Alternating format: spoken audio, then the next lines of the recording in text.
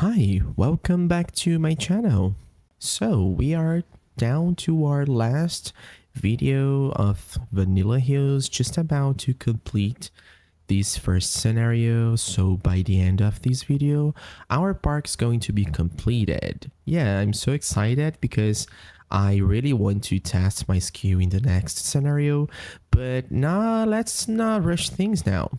Okay, let's go and see what happened. Okay, so what I am about to do is I am going to build a new coaster. I'm actually choosing some attractions, and then I decided that it's time to build our last coaster, and I choose the wooden coaster, not because it's a wooden coaster, but I think the wooden coaster would fit really well to the theming of the park. And as you can see, I am building now the base for the station. Yeah, I learned with my mistakes.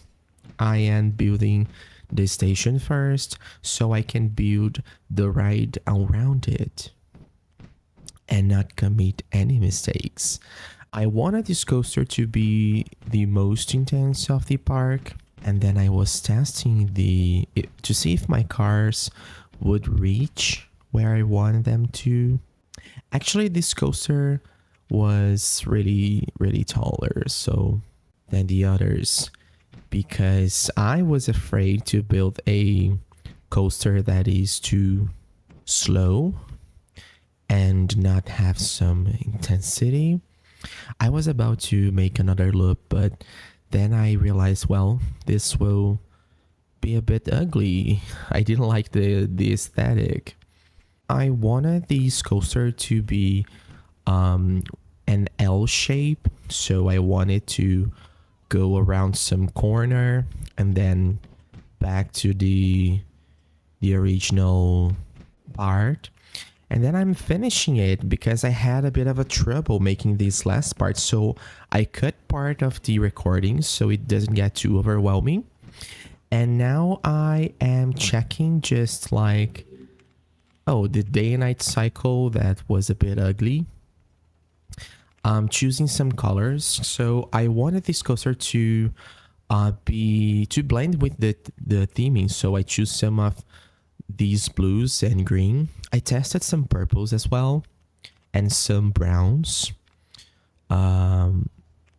These oranges there just to give some contrast. I didn't like the brown supports, so I changed back to blue. And that's it.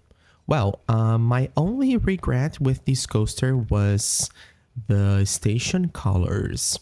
I wanted the station to be more natural looking, but I don't think these kind of mud red turned really well. And now I'm having to delete everything because I put them in the wrong place, like the wrong direction. They were supposed to be to the outside because I wasn't able to build these bases, these slabs. Well, then I came back and started building again the outer part of the station. That's the result. I just cut some construction recordings because it would be too overwhelming for you guys. But if you want to see me building block by block and piece by piece, just let me know in the comments. I will totally consider next video. And that's me disabling the blue again. I was making some modifications to the station's roof to see which one would fit better. I didn't like this one, then I came back to the first idea, just as the way it was before. But yeah, I quite like this station actually. This little two pointy roofs reminds me of the RCT 1 and 2 entrances. This is very old school building, I think. I was building the queue now, and I didn't want my queue to be like, the usual shape I make. I want my queue to be longer actually. And then the exit, I left that place in the middle of the exit because I thought about putting some decoration there. Now I am deciding what to do next. I am connecting the paths and I decided to put the coaster entrance in the middle. I think I will build 2 more attractions and I want them to be adventure attractions. And I wanted so bad to build these Insanity because I wanted my park to have a Insanity, yeah. So this was the best place I found to fit it. I was adjusting the direction of the ride. I quite didn't like it, to be really honest. I was so skeptical about this because it was too close to the both of the coasters. I didn't like the queue as well. Yeah, I had not a hard time, but a lot of things I did in this episode I wish I could have done differently. I am preparing the place for a food court there, just another one to put some food stalls. I think I'll have 4 food stalls around the park at this point. I thought about putting that ride you saw like with 2 spinning wheels, but then I decided to build a drop tower.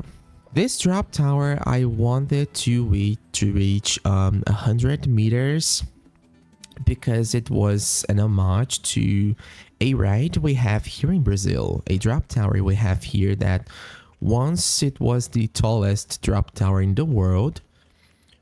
It's from a place called the Betcarreiro World, but then I didn't think it fit with the theming, you know. I thought it was too ugly to be that tall, so I decided to lower it a bit. Okay, now I am connecting some paths and deciding which places I will left to build decorations. Choosing the colors for the drop tower. I want my drop tower to pop out in the park, but I also wanted to blend with the rest of the decorations and with the purpose of the park. Changing the color of the queues and the fences. Just as usual before I start building the last part of this scenario, which is the last decorations. But before that, I think I will build 2 food courts and 1 healthy area, like the one with the first aid and toilets. Yeah, so it was a lot of greenery in this video because I have to fill all of the blank spaces I left. I am adjusting this food area again, just because I like things to get centered and even, you know. It's not an issue to me, but I just think it looks better this way. Checking some prices and putting some ATM machines so people can spend more money. I was looking to this area, this right here in the middle of the rides, and I thought that it would be nice to have just this little medical facilities right next to the drop tower. I just heard someone vomiting there. So if you pass out from the ride, there's already a first aid, so you can go there. Now opening the attractions and just wait for people to arrive. Now I am making the fences around the coaster, so yeah, I just reached the Tycoon level to our park. It was really fast actually. Well, this is the first scenario, right? So it is the easiest one. I am putting these fences to separate the coaster area from other attractions and paths. And I told you guys I like to use these tall fences just because they give more of a security vibe. But I think they're ugly, so yeah. Just so you know that my opinion didn't change. They are still ugly. Putting some hedges there. Oh, and I want to take this little part of the video to thank everyone who helped me with my pronunciation, especially about the wages. Yeah, the staff wages. I was questioning myself if it was wages or wages, but it is wages indeed. And now I'm building this little station, just a few roofs to make some dimensions to this ride. I am loving these scaffolding fence kind of wall. Yeah, I think it's really cute. So like you can see inside the station what's happening and the trains as well. Oh, I decided to change the texture of the half walls so it looks more dynamic. Yeah, I'm learning guys already. Well, it's never too late, right? I like this red with blue. I think it went really well with this ride. Now I'm putting some windows walls to give even more dimension, because you know it's all about the dimension. I'm changing the ground now. Oh, so this what I'm doing there, it's the same thing you do with like the Sims 4, you know, when you put some dirt around the buildings just to make it more realistic. Yeah, I didn't think about that while I was building my other coasters. I was testing some patterns, but I didn't like them, so I just erased them.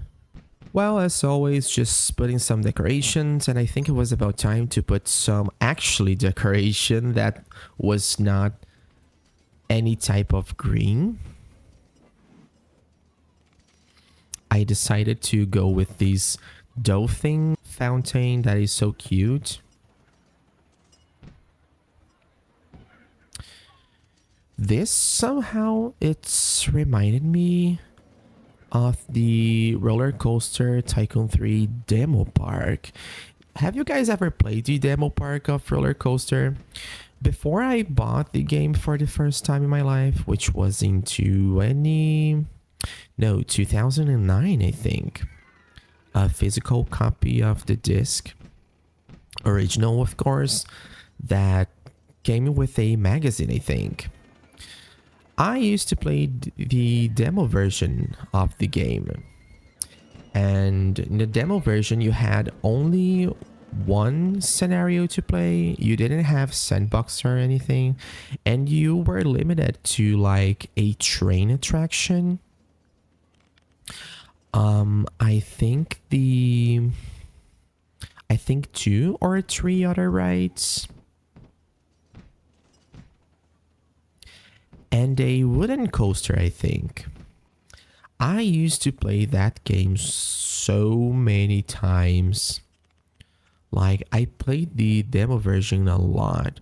Now you guys will see me struggle with the terrain adjustment there because I made a mistake, which I didn't like, and I didn't know how to fix that. But at the end, I did. I was just selecting the wrong tool to do that. And now I am building the entrance of the park, and as I said in some of my previous videos, like the 2 of them, I told you guys I saw something with water there, which I wanted to build something with water, and I wanted to take as an inspiration. I was just checking some tools and what they do.